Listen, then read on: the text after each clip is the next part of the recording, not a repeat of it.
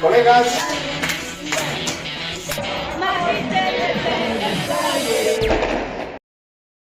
un saludo cordial a todo el magisterio y a todos los que nos ven. Bienvenidos al primer programa de URMA, donde en estos diferentes clips de video presentaremos respuestas a los diferentes problemas del mundo, problemas de nuestro país, de nuestra ciudad y de nuestro sector, en especial del magisterio. En esta oportunidad tenemos la presencia de Rodrigo Echalar, ejecutivo de la Federación de Maestros de Educación Urbana de Chuquisaca, donde abordaremos los siguientes puntos. Tenemos diferentes actividades. Una de ellas es el Congreso Ordinario, donde el magisterio tiene que llevar una posición para dar respuestas a los problemas que surjan. También en este Congreso, como segundo punto, podemos abordar que se elegirán a los nuevos dirigentes, a los que encabezarán la lucha de toda la confederación, de todo el sector del magisterio urbano. Entonces, compañero, bienvenido. ¿Cómo se siente, Rodrigo? Muy buenos días, William. Un gusto de estar en este primer programa que vamos a hacer como URMA. Y bueno, sí, como mencionas, hay actividades muy importantes. Estamos viviendo una etapa muy crítica en el mundo y en el país, y sobre todo en educación, y tenemos que analizar todos esos problemas. Muy bien. ¿Cuál es la posición que tendría que tener el magisterio y los sectores de los trabajadores? Pero antes, quiero que me digas, ¿qué es lo que nos plantean las tendencias de los políticos? ¿Qué nos plantean ahora? Bueno, actualmente no hay que olvidarse que estamos viviendo una crisis económica mundial muy profunda que está afectando también a nuestro país.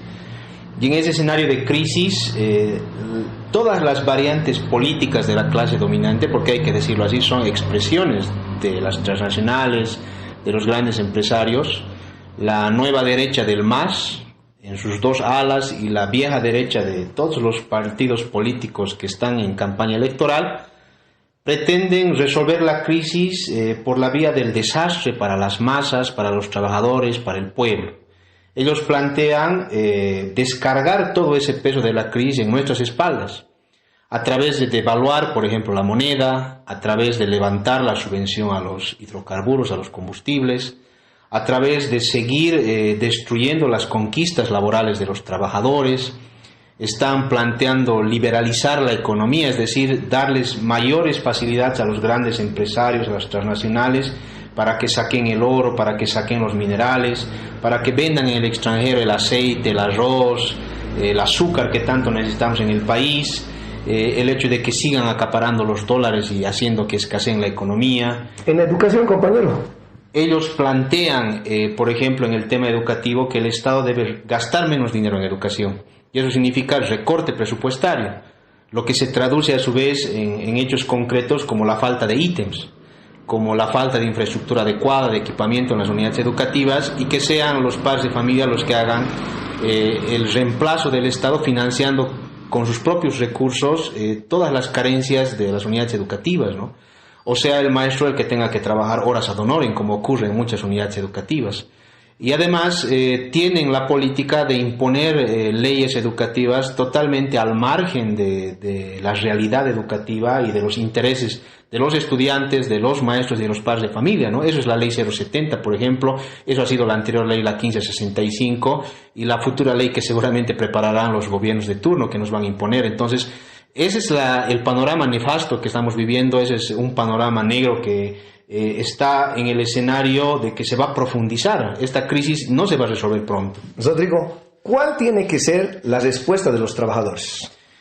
Claro, nosotros tenemos que plantear una alternativa diferente a todos estos politiqueros que están en campaña. Eso es muy importante, ¿no? Nosotros como trabajadores, y eso hemos aprobado aquí en el magisterio chuquisaqueño, se ha aprobado también en eventos de la Central Obrera y en los mismos eventos de la CTV, los trabajadores debemos plantear nuestra propia respuesta, que la crisis la paguen los que han ocasionado esta crisis, que son los grandes empresarios, que son los gobiernos de turno. En primer lugar, tenemos que exigir la recuperación de nuestros recursos naturales, que se nacionalicen estos recursos, porque hay un montón de riqueza que en este momento se está yendo al extranjero, como en el caso del oro. 3.000 millones de dólares sacan como ganancia las cooperativas, detrás de ellos están las transnacionales extranjeras, y en Bolivia no dejan nada, prácticamente migajas. Ese dinero debería recuperarse, lo mismo las reservas de minerales que hay en Potosí, en Oruro, en La Paz. El litio. Litio. Debería también nacionalizarse la agroindustria, por ejemplo, que genera un montón de recursos. Y esos recursos, ¿invertirse en qué? Invertirse en garantizar la estabilidad laboral, invertirse en industrializar el país para generar fuentes de trabajo para los desocupados. Debería invertirse también en dar mayor presupuesto a las regiones para atender las necesidades de la población e invertirse fundamentalmente en salud y en educación para garantizar este derecho básico para toda la población. Exigir este presupuesto para que se pueda garantizar que la educación siga siendo gratuita para nuestros hijos, pero también para garantizar el pliego petitorio del magisterio que busca sobre todo mejorar la calidad educativa. Sí, compañero, es importante entonces la posición que llevaremos a este Congreso. Claro, además un aspecto que me olvidaba, William, perdón, es que debemos también exigir el monopolio estatal del comercio exterior como otro punto importante, porque en este momento los grandes empresarios agroindustriales sobre todo prefieren vender sus productos al extranjero porque obtienen más ganancia y están desabasteciendo la canasta familiar. Entonces, al exigir el monopolio estatal del comercio exterior, estamos pidiendo que se controle el comercio y que primero se diga que se tiene que abastecer la canasta familiar, la economía nacional, y el excedente, lo que sobre recién, se tiene que exportar. Entonces, son medidas importantes que se complementan para poder garantizar que nuestra economía del pueblo, sobre todo, se cuide, y no como hasta ahora el gobierno de turno y los gobiernos anteriores han cuidado los bolsillos de los grandes empresarios, de las transnacionales, en contra de lo que nosotros queremos como trabajadores y como pueblo empobrecido. Es necesario que estemos informados, compañeros. En este evento, en marzo, se va a realizar el Congreso Ordinario de la CTV. También se van a elegir a los nuevos dirigentes de la CTV, compañero. Sí. En este evento, los delegados que asistan van a tener la gran responsabilidad de elegir a la nueva dirigencia de la CTV, los que van a dirigir por 2 años a nuestro sector, bajo la línea que se apruebe en este mismo evento. Ahora, entremos a un punto más específico. ¿Cómo podemos evaluar a nuestra CTV actual, que ya está varias gestiones? Bueno, nosotros decimos que a una dirección hay que juzgarla por sus acciones y no tanto por su discurso, ¿no? Esta dirección actual, que ha entrado con el discurso de ser una dirección independiente, incluso apolítica, renegando de discutir política en el tema sindical, ha terminado en la práctica mostrando nomás que es una herramienta en manos del gobierno, porque durante su gestión primero han avalado muchas de las políticas que el gobierno ha implementado. Por ejemplo, han aprobado este último un reglamento para las optimizaciones que el gobierno está usando para poder en este momento amenazar con el cierre de paralelos, el cierre de unidades educativas y optimizar a nuestros colegas. Las resoluciones, ¿no? Igual, ¿no? Ministerial, claro, 01. La resolución ministerial 01, que es un atentado también a la estabilidad laboral y a la calidad educativa, ¿no? Y también se ha visto, por ejemplo, su complicidad cuando han impulsado como una gran conquista del magisterio el Congreso Educativo Nacional, que, como habíamos advertido, ha terminado siendo un circo, un show que el gobierno ha montado para avalar y remachar la ley 070. Y la CTV, lejos de ir con una posición dura y radical de mostrar el fracaso de esta ley, se ha dado a la tarea, junto al Consejo Nacional de Disciplina, de defender a la ley y de plantear solamente parches y remaches, ¿no? No han querido poner el fracaso de la ley, sino han querido que cada 5 años se mejore esta normativa, ¿no? Entonces, con una dirección así, el magisterio pues está indefenso frente a un gobierno que utiliza estos planteamientos para decir que el magisterio está de acuerdo con la 070, que está de acuerdo con su política educativa, que está de acuerdo con el recorte presupuestario. Obviamente que muchas veces las bases, con su radicalidad, han impulsado y han impuesto movilizaciones nacionales. Y la burocracia sindical se tiene que camuflar y apoyarse precisamente en mostrarse radical para no ser sobrepasada o barrida del escenario por las bases, y eso ha pasado muchas veces también, ¿no? Rodrigo, es importante que hagamos énfasis. ¿Qué es una burocracia sindical? Sí, ¿Qué es la burocracia sindical? Eso es muy importante, ¿no? La burocracia sindical es la enfermedad del sindicalismo en realidad. Esto ocurre cuando los dirigentes dejan de estar controlados por sus bases y empiezan a actuar bajo criterios personales o sectarios. Y estos dirigentes ya no representan las necesidades de los trabajadores, sino que pierden su independencia y se someten a la voluntad del patrón o del gobierno de turno. Entonces la burocracia sindical tiende a ampliarse en su mandato, a formar camarillas en torno a su control para mantenerse en el poder, ¿no? Y en ese sentido va a ir boicoteando y pisoteando paulatinamente la democracia sindical, los mismos estatutos y sobre todo la independencia política que debería tener un dirigente, ¿no? Eso se ve de manera nítida, por ejemplo, en los entes matrices a nivel nacional. La Central Obrera Boliviana es, por ejemplo, la muestra más clara de un burócrata huarache, ¿no? Un tipo que está años a la cabeza de la COP, ya no representa los intereses de los trabajadores, sino que se ha vendido a todos los gobiernos de turno. Primero se ha bajado los pantalones frente a Evo Morales, después frente a Áñez y ahora frente a Arce. Y mañana el gobierno que entre seguramente va a intentar también, por cuidar sus privilegios y los viáticos y todos los dineros que le ingresan como dirigente nacional, va a querer seguir en su cargo, ¿no? Entonces, esta burocracia le hace mucho daño al movimiento sindical porque no solamente es utilizada para cuestionar la existencia de los sindicatos, porque mucha gente dice, ya no voy al sindicato porque son todos burócratas. Se niegan. Ajá. Pero también sirven para desanimar a las bases de sindicalizarse, ¿no? Hay mucho cuestionamiento a la COP, tanto así que algunos incluso quieren desafiliarse o crear otra central, pero es un error, ¿no? Porque la COP es una conquista de los trabajadores. Otra cosa es la dirigencia burocratizada que la está corrompiendo. Entonces lo que corresponde es recuperar nuestros entes matrices de manos de los gobiernos de turno para ponerlos al servicio de las bases. Eso es fundamental en este momento. Sí, quiero que hagas énfasis, tú has estado presente en el anterior Congreso Ordinario. ¿Cómo ha sido elegida esta actual CTV?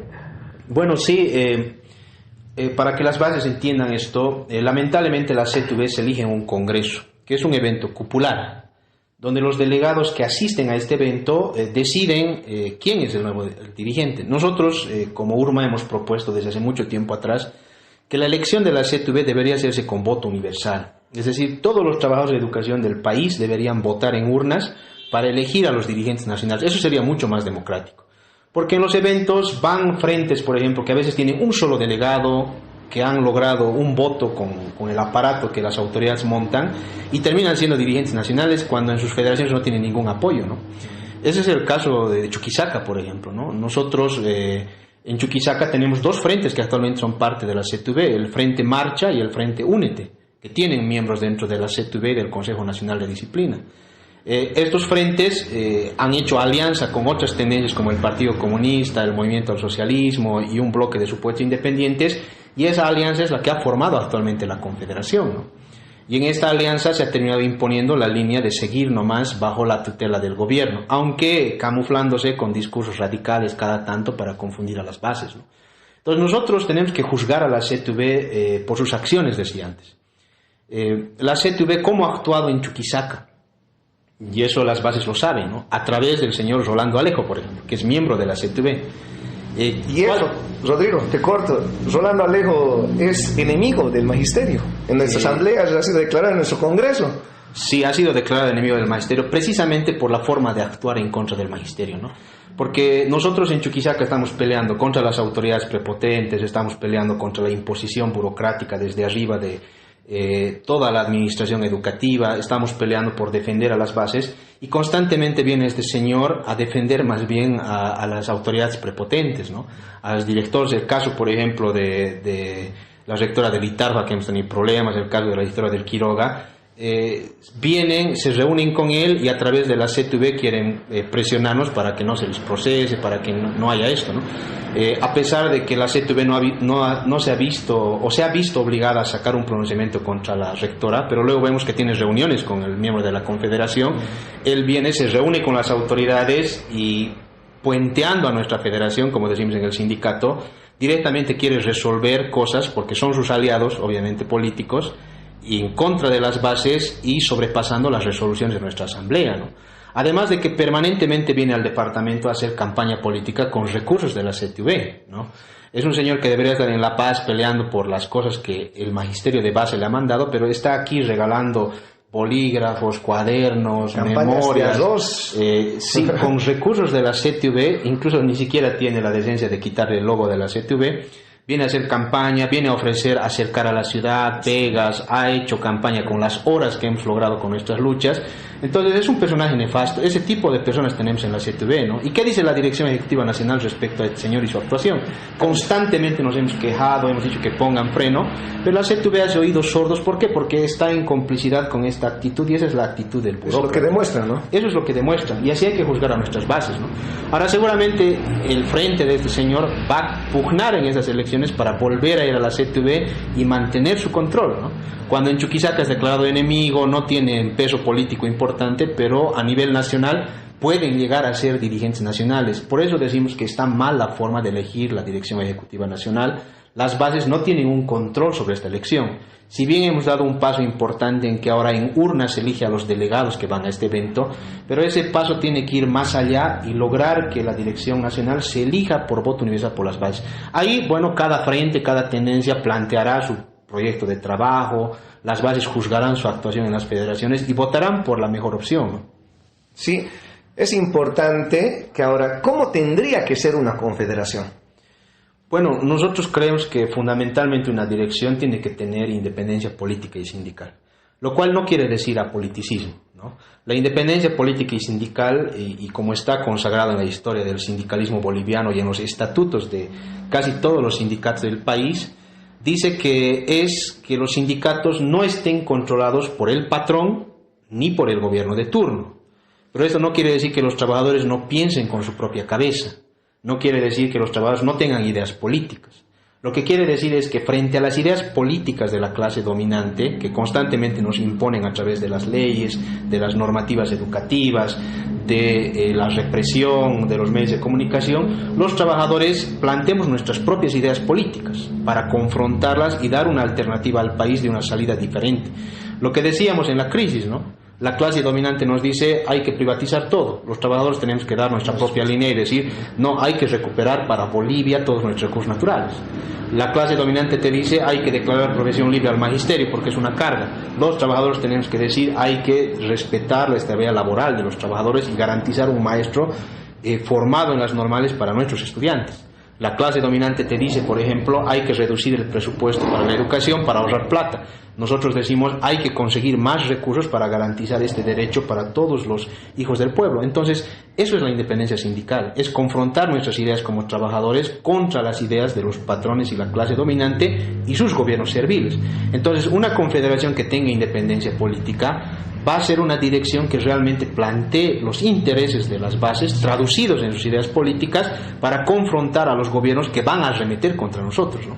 Tiene que ser además una confederación que constantemente esté con presencia en las bases de todo el país, que tenga el contacto real con las bases para llevar sus necesidades y resolverlas.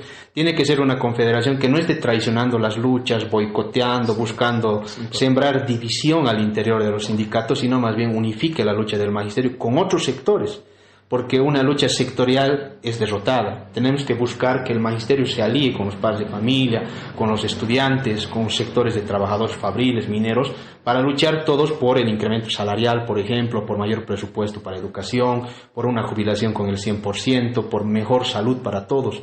Entonces, una dirección realmente revolucionaria tendría que tener también un programa revolucionario, ¿no?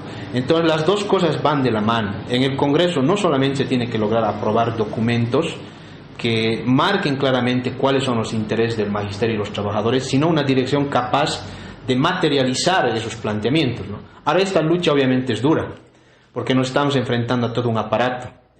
No solamente a la burocracia sindical, nos estamos enfrentando a las autoridades que van a hacer campaña por ciertos frentes, que van a boicotear a otros, nos estamos enfrentando a un gobierno que va a financiar la campaña de ciertos frentes que le son afines, y nos estamos enfrentando además a un evento cupular donde los que logren llevar la mayoría con las maniobras que hagan van a terminar controlando el evento y eligiendo una confederación a su imagen y semejanza, ¿no?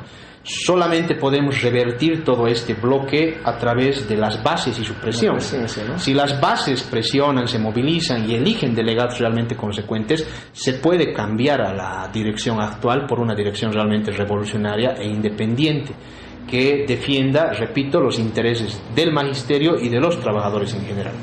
Rodrigo, quiero agradecerte, ha sido muy importante, nos has dado muchas luces Entonces, a todos los compañeros, a todos los colegas de base, a los compañeros del sector administrativo, de servicio, a nuestros compañeros directores igual, invitarles, ¿no? El 21 de marzo se van a realizar las elecciones para llevar a los delegados al Congreso. Es importante su presencia de cada uno de ustedes y de manera consecuente elegir a los que van a llevar la voz de nuestro sector. Que tengan un hermoso día. Hasta pronto.